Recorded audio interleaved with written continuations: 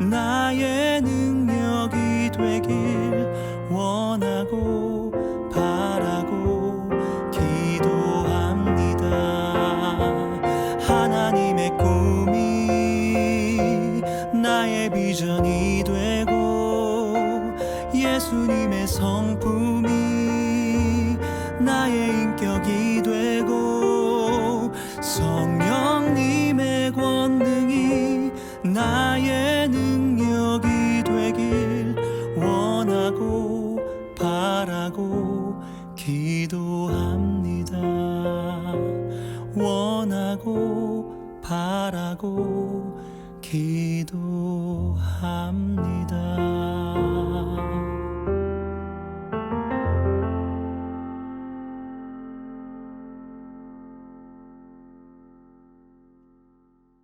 이 시간 마음의 무릎을 꿇고 기도함으로 새벽 예배를 시작하겠습니다. 자비롭고 은혜가 풍성하신 아버지 하나님 감사합니다. 오늘도 주님께서 주신 이 귀한 한날을 통하여 주님의 형상을 더욱더 따라가게 하시니 감사합니다. 오늘 하루 만나는 이들 앞에서 하나님의 형상을 드러낼 수 있도록 귀한 삶을 살아가게 하여 주시옵고, 우리가 주님의 모습을 더욱더 닮아가고자 할 때 성령님의 빚으심 앞에 우리 자신이 온전히 내어져 맡길 수 있도록 인도하여 주시옵소서. 이뤄주실 주님을 기대하며 이 모든 말씀 귀하신 예수님의 이름으로 기도드립니다. 아멘. 오늘 우리에게 주시는 하나님의 말씀은 사도행전 24장 17절부터 27절까지의 말씀입니다. 제가 말씀을 봉독하겠습니다. 여러 해 만에 내가 내 민족을 구제할 것과 재물을 가지고 와서 드리는 중에 내가 결례를 행하였고 모임도 없고 소동도 없이 성전에 있는 것을 그들이 보았나이다. 그러나 아시아로부터 온 어떤 유대인들이 있었으니 그들이 만일 나를 반대할 사건이 있으면 마땅히 당신 앞에 와서 고발하였을 것이요.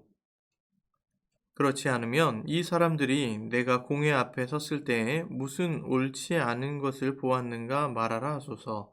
오직 내가 그들 가운데 서서 외치기를 내가 죽은 자의 부활에 대하여 오늘 너희 앞에 신문을 받는다고 한 이 한 소리만 있을 따름이니이다 하니, 벨릭스가 이 도에 관한 것을 더 자세히 아는 고로 연기하여 이르되, 천부장 루시아가 내려오거든 너희 이를 처결하리라 하고, 백부장에게 명하여 바울을 지키되 자유를 주고 그의 친구들이 그를 돌보아 주는 것을 금하지 말라 하니라.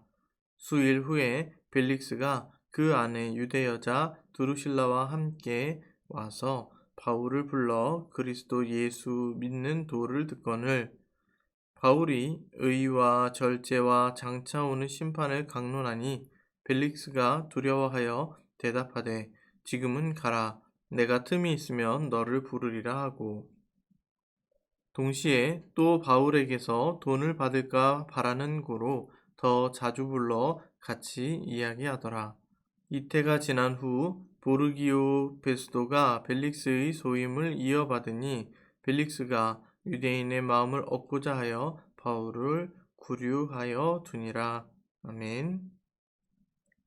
오늘은 이중적인 삶에 대응하려면 이라는 제목으로 말씀을 나누도록 하겠습니다. 오늘 본문은 평소보다 좀 더 깊이 있게 나누어 보았습니다. 크게 네 부분으로 나눌 수 있습니다. 첫째로 17절부터 19절까지는 성전을 더럽혔다는 것에 대한 변론을 합니다. 사도 바울은 자신이 성전에 와서 무엇을 더럽혔는지에 대해서 한번 말해보라고 이야기를 하고 있습니다. 그는 그 자신이 어떤 일도 특별히 한 일이 없기 때문에 사람들이 이것은 오해한 거다, 잘못한 거다 라고 드러내고 있습니다. 그러면서 20절부터 21절까지는 이번 소송에 대한 쟁점을 드러내고 있습니다. 특별히 성전을 어지럽혔거나 복잡한 사건들을 만들어낸 것이 아니라 사실은 사도 바울이 얘기했던 교리에 대해서 그 사람들이 동의하지 못하자 생긴 문제다라는 것을 밝히고 있습니다.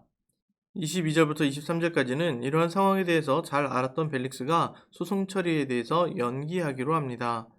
그가 이렇게 연기하면서 긴 시간들을 보내게 되는데요. 이태라고 표현되어 있는 2년의 시간을 보내게 됩니다. 그리고 24절부터 27절까지는 벨릭스와 두루실라 앞에 선 바울에 대해서 이야기를 하고 있습니다. 벨릭스가 바울을 종종 불러내어서 하나님의 말씀을 듣고 그 마음에 찔림이 있었지만 하지만 그 찔림보다 더 우선시되었던 금전적 이익에 관심이 많았다는 것을 저자인 누가가 밝히고 있습니다. 오늘 본문에는 크게 세 종류의 사람이 등장합니다. 엄밀하게는 두 종류의 사람이죠. 사도 바울과 그 외의 사람들입니다. 유대인들과 벨릭스가 한 부류를 이루고 있습니다. 그중 유대인들과 벨릭스는 모두 이중적인 삶을 살았습니다. 먼저 유대인들은 사도 바울을 향한 적개심과 분노로 인하여 자신들의 율법에 위배되는 거짓을 꾸몄습니다. 거짓을 통하여서 사도 바울을 어떻게든 잡아놓으려고 노력해왔죠. 그들은 사도 바울이 이방인을 끌고 성전으로 들어왔다라는 엉뚱한 말과 거짓 증인을 내세움으로써 사도 바울을 고발하였습니다. 그러면서도 사도 바울을 죽이기 위해서 다양한 방법을 준비하였습니다. 자신들의 교리를 위해 이단의 괴수인 사도 바울을 처리한다는 명목으로 교리를 어기는 이중적인 모습을 보여주고 있습니다. 오늘 본문을 통해 사도 바울은 목적을 위해서는 수단과 방법을 가리지 않는 이중성을 여실히 드러내면서 그들의 주장하는 바의 핵심을 정확하게 21절에서 짚어내고 있습니다. 오직 내가 그들 가운데 서서 외치기를 하면서 사도 바울이 주장했던 바에 대해서 정리하여 이야기하고 있는데요.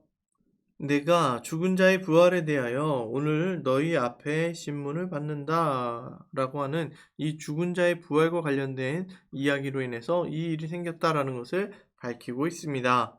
우리가 잘 아는 것처럼 이것은 예수님의 부활에 대해서 이야기하는 바입니다.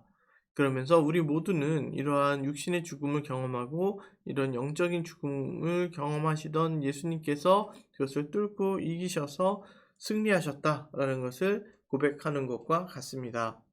그래서 유대인들의 이중성에 대하여서는 사도 바울이 바른 말로 또한 바른 증거로 그들을 제압하였습니다. 벨릭스 역시도 마찬가지였습니다. 벨릭스의 경우 사도 바울이 로마 시민권자이기 때문에 보호하려 하였으나 그 속에는 뒤에 뭔가를 얻으려는 속셈이 깔려 있었습니다. 그 속셈에 대해서 누가는 이렇게 기록하고 있습니다.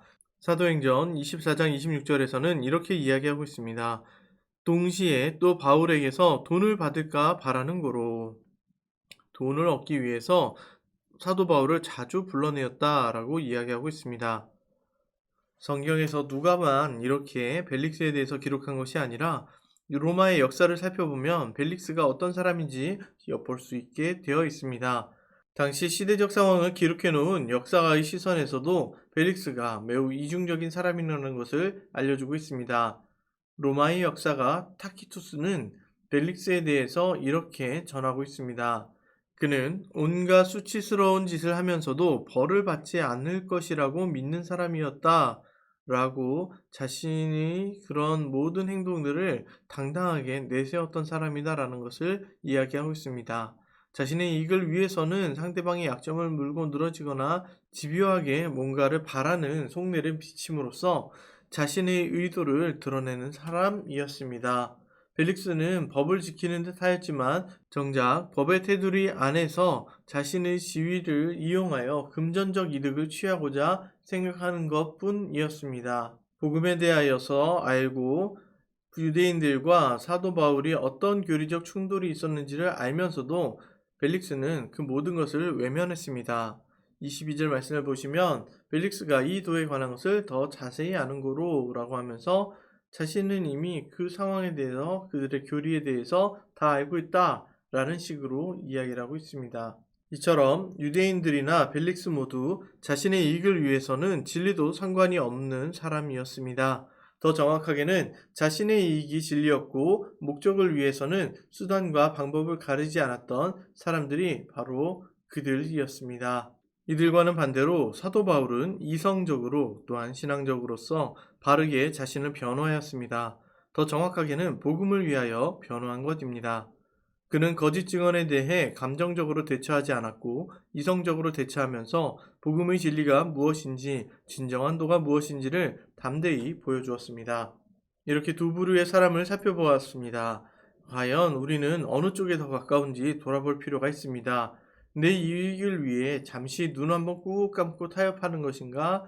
아니면 하나님 나라의 시민권자로서 하나님 앞에서 사회인으로서 양심에 거리낌 없이 살기 위해 손해를 볼 것인가?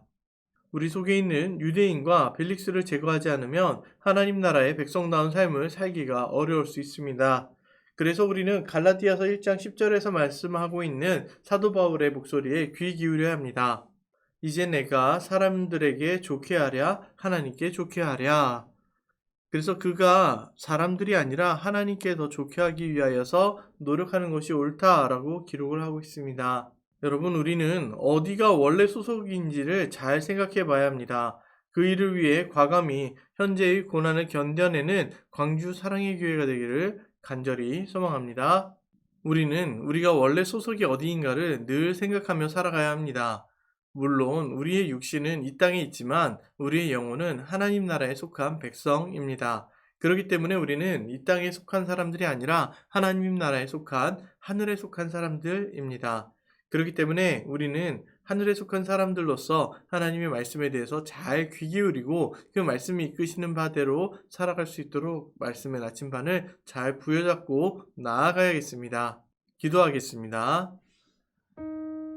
하나님 아버지, 우리가 살아가면서 여러 가지 힘들고 어려운 일들을 많이 만나게 됩니다. 정말 많은 이중적인 사람들 앞에서 상처를 입고 좌절하는 경우도 있는데요. 하나님, 우리가 그런 죄와 상처들, 연약함 등에 대해서 우리가 다 잊어버릴 수 있도록 믿음 더하여 주시옵고, 이제는 하나님의 뜻을 밝히 알아가면서 하나님 나라와 영광을 위하여 살아가는 주의 귀한 백성들이 될 수 있도록 인도하여 주시옵소서. 그렇게 이루어주실 주님을 기대하며 이 모든 말씀 지금도 살아 역사하시는 예수님의 이름으로 기도드립니다. 아멘. 이 시간 주신 말씀을 생각하며 함께 기도하겠습니다. 주어진 자리에서 묵묵히 섬김을 감당하는 하나님 나라의 백성을 축복하여 주시고 세상은 알 수 없는 하늘의 평강을 맛보는 귀한 삶을 살아갈 수 있게 하옵소서.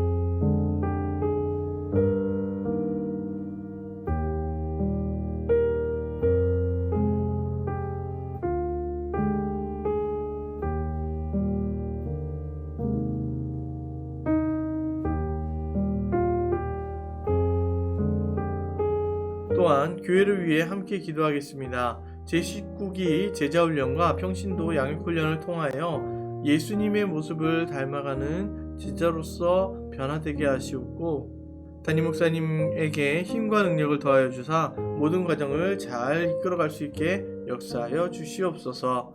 2분 동안 함께 기도하겠습니다.